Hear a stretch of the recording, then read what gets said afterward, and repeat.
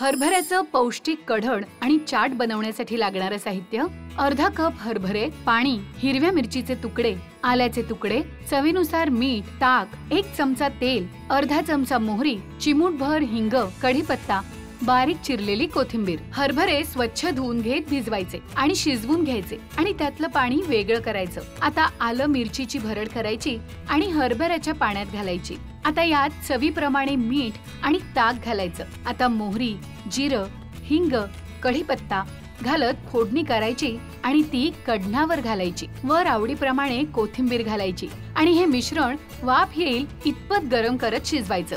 झालं आपलं हरभऱ्याचं कढण तयार. हरभरा सलाड करण्यासाठी लागणारे साहित्य: उकडलेले हरभरे, बारीक चिरलेला कांदा, बारीक चिरलेला टोमॅटो, लाल तिखट, चवीनुसार मीठ, चाट मसाला, बारीक चिरलेली कोथिंबीर, अर्धा लिंबाचा रस, शेव. आता शिजवलेले हरभरे घेत त्यात कांदा, टोमॅटो, तिखट, मीठ, चाट मसाला, कोथिंबीर आणि लिंबू घालायचं आणि यात आवडीप्रमाणे शेव घालायची. झालं आपलं हरभऱ्याचं सलाड तयार. तर सुरुवात कशी करूयात? आता काय आहे, हरभरे हे आपण आदल्या दिवशी भिजत घालून ठेवायचे पाण्यामध्ये. ती छान फुलतात आणि ते जरा स्वच्छ धुवून घ्यायचे, कारण हरभऱ्यावर थोडीशी माती वगैरे असते, म्हणून ते स्वच्छ धुवून घ्यायचे.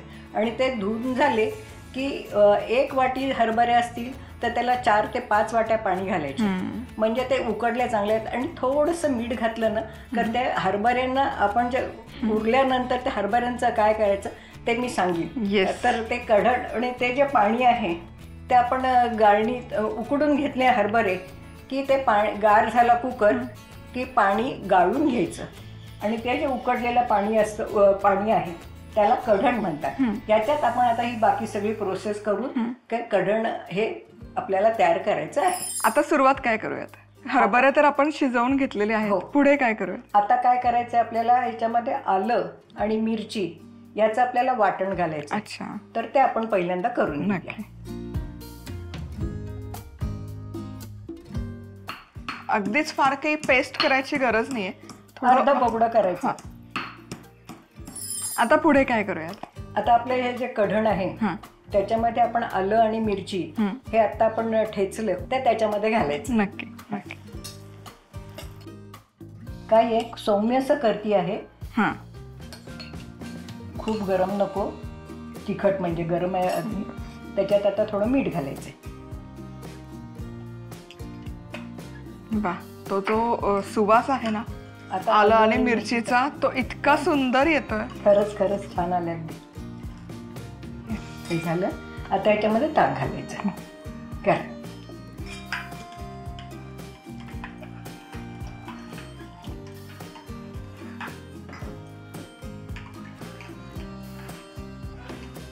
आता याला फोडणी करूया आणि याच्यात घालूया आणि मग ते हलवत राहायचं, म्हणजे मग ते.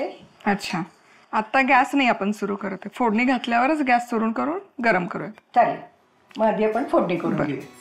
तेल गरम केलेलं आहे, कढलेत, मोहरी घातली, जिरं घालायचं, थोडंसं जरा जास्त घालायचं, चवीला छान लागतं. पण हिंग घातला आणि कढीपत्त्याची आणि गॅस बंद केलेला आहे आम्ही. फोडणी आहे त्यातल्या कढणामध्ये घालूया. अच्छा,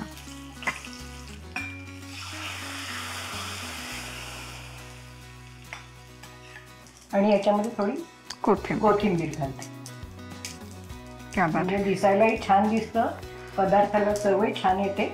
आणि मी खरंच सांगते, ही जी खमंग फोडणी आता बसली आहे ना, खूप छान सुवास त्याचा दरवळलाय घरामध्ये. सो ताक आहे त्यामुळे बऱ्याच जणांना भीती असते की ते फाटतंय की काय, मग काकूंकडे एक विशेष टीप आहे त्यासाठी.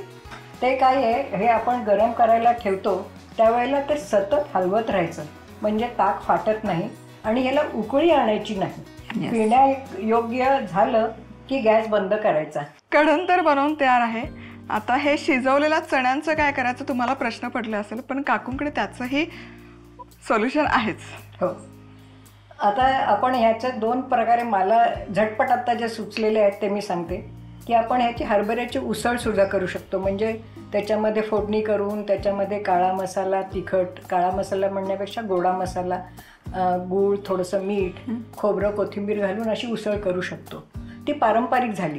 पण आताच्या ज्या लेटेस्ट मुलांना जे हवं असतं आत्ताच्या तरुण पिढीला, त्याच्यासाठी चटपटीत असं मी तुम्हाला सांगते, सॅलड म्हणा किंवा चाट म्हणा, काही म्हणा त्याला. हे जे हरभरे आहेत त्याच्यामध्ये आपण थोडा कांदा घालूया. म्हणजे डाएट जे म्हणतात, तर एकतर चण्यामध्ये खूप सारे फायबर असतात, कढणमध्ये प्रोटीन आहे.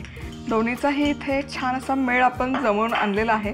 कारण कधी काय होतं ना बऱ्याचदा की उसळ करायची असेल तर त्याचं जे शिजवलेलं पाणी आहे ते आपण टाकून देतो बऱ्याचदा. ते टाकून न देता त्याचं कढण नक्की करून बघा. लाल तिखट घालू थोडंसं, चाट मसाला पण घालतो. चाट मसाला घालतो आपण त्याच्यामध्ये, चव छान येते. धने जिऱ्याची पूड घातली तरी सुद्धा चालू शकेल. कोथिंबीर घालायची, त्याच्यानंतर लिंबू पिळते आणि नंतर वरती सर्व करताना त्यावर थोडीशी शेव घालूया.